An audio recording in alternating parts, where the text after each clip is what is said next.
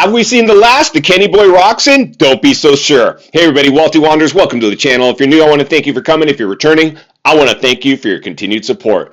Before we get into today's red hot topic, I'm going to politely ask you to give the video a like, subscribe to the channel, leave a comment below. I would love to hear from you. Please watch to the end for my final thought. Hit the bell icon so you're notified when new videos are released. It's very important to stay close to the channel in these crazy, crazy moto times. All right, folks, welcome to the channel. Always an honor and a privilege to be with you. I hope you're all doing great. Buckle up and strap in. I got a hard-hitting pull, no punches, no sugarcoating it, no rainbows and sunshine. I'm just going to give it to you and give it to you straight. And friends, Kenny Boy Roxon. This is a good one to unpackage today. I'm excited. I'm a fan. I'm a fan of the sport. I'm a fan of almost every rider out there, really. I have so much respect for anybody that will line it up on the gate of a pro motocross or supercross event here in America. The pressure is insane. As an ex-industry guy, has worked with many teams, riders, sponsors, companies, you name it. You name it. I just got, even me, just being part of that at that level. Like, I'm scared for these guys as I watch them line up track walks, seeing the size of the whoops they throw at these guys. Like, I was blown away the first time I got on a track and walked a pro track and supercross. The whoops are they're insane. Like, I wouldn't even be able to ride my bike through a set of pro whoops. I couldn't even get it. I mean, we see that all the time. If you've ever been to practice at a pro supercross and you watch qualifying, the privateers just trying to qualify for the night show, the whoops just claims them all of them. Insanity. So with Kenny Boy Roxon, here's the deal. Now, personally, he had a career-ending injury and came back from it. Almost lost his arm, came back to professional, ended up winning an event again, a supercross. Yet to have gotten the title that Honda had paid a lot of money for him to bring. He didn't deliver. But they supported him, even through his injury. And he came back and he delivered. He's still a great ambassador for the sport. When you have that much star power, you still have a price tag that you can command from a team to put you on there. Because for these days, you don't look, and back when I was marketing these companies, your social media reach is a big value add to companies. Sure, championships and finishes are the biggest thing for manufacturers. But when you have a big social media, when you're a triple threat, you're fast, you're good looking, you're well spoken, and you have a big social media reach, you're now the triple threat. Insane. And we've seen other riders with big social media reaches like Deegan's. The kid's still an amateur Danger Boy, and he's got a massive YouTube channel, and companies will pay big money to be part of that because of your reach, your influence. You're an influencer, right? So it's insane. Kenny Boy Roxon, what's interesting with this story, though, is we saw him, I mean, the level of urgency really fell off the pace. I know we've talked a lot about, was something going on with Kenny health-wise. He couldn't seem to last the full race. He'd come out of the gate, great starter, run up front, but then fade. So there's a good possibility his fitness, his endurance, maybe something, complications due to the arm surgery.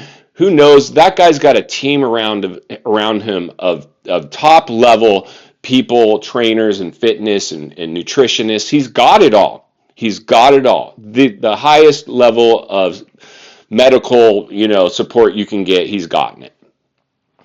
But the reality is Kenny Boy Roxon, I believe, this is mental. This is a mental game, this sport. Most of us can agree with that. We've heard about it. Your moto IQ. You got to have a high moto IQ.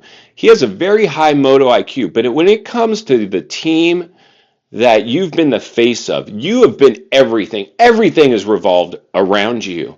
And you see that starting to now, the cracks being displayed. When Sexton came along, even though Kenny Boy, when Sexton landed at Honda, was still the main guy, the crossing of the guard had happened. He was no longer the top guy. So would you go risk it all for a company that's maybe even telling you to your face, oh, you're still our guy, Kenny. Don't worry about it. You're still our guy. But you're like, yeah, but I don't feel like I'm your guy. I believe that that's just the nature of this sport. We've seen it before. We'll see it again. It'll always be the case. But here's what I want to really communicate with Kenny Boy Roxon today.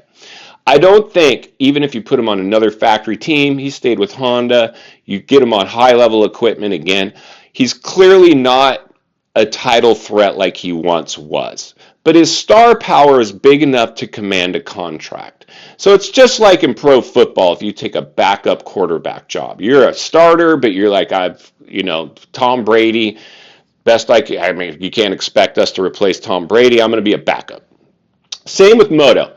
If you're willing to be like, I don't have to be the number one guy anymore, even though I was, which is a hard pill for these guys to swallow, you will go ahead and be the number two guy. But it's hard when you were the number one guy on the team now stepping down.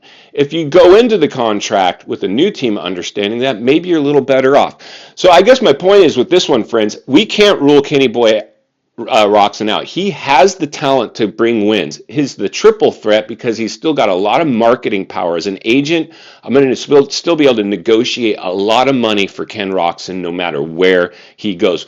We can't rule anything out with Kenny Boyd, like when he went and rode with RCH Suzuki, which wasn't the premier factory team. It was a supported team, a highly supported team, basically factory equipment. He negotiated a deal and got the same treatment as the factory team got, but he got to control the environment a little more. Those times have come and gone because most companies aren't going to pin title hopes on Ken anymore, but they understand the ability for him to still sell bikes and merch and views and clicks. He can command a big contract. Kenny Boy could walk away from the sport, announce retirement. I don't think he's ready to, though, because he doesn't want to leave money on the table. Would you leave big contract money on the table? Unless it gets to the point where I'm set for life, this money isn't enough to get me back on that bike and risk injury. That's the only way Kenny Boy stops down. But he has the talent. If he gets in himself surrounded with the right people, don't be surprised. That guy could show up. And he's going to do World Supercross, I'm pretty sure. He'll find some bike to ride, I would imagine, if they're willing to pay him for it. But I think if we see Kenny Boy on a new team come Anaheim 1, he will be in the conversation to potentially be able to win. Kenny Boy in a Supercross environment has a much higher percentage of likelihood of being able to finish a race than he does in an outdoor environment where it's much more taxing. Kenny Boy could come out and shock the industry with a new team, and I wouldn't rule it out. It'll be fun to continue to monitor this one as we continue to kind of heat map and temperature check Kenny Boy Roczen, because he's a big enough star. We can't rule him out. He deserves it, and he's earned it. What do you guys think? Leave it in the comments below. I would absolutely love to hear from you. And final thoughts, I come to you as an ex-industry guy. Somebody wants to see you not only win on the track, win off the track. Understanding the politics that go on in professional moto today are insane. I'm going to continue to blow the lid off of a bunch of topics because that's not only what you guys want, it's what you, in fact, deserve. If you appreciate the content, I do want to humbly ask you to give the video a like, subscribe to the channel, leave a comment below. I would love to hear from you. Also, if you enjoyed this video and other videos on your screen at this time, along with an easy subscribe icon for your convenience. As always, thank you for your time. Don't go over the bars today. I'll see you on the next video.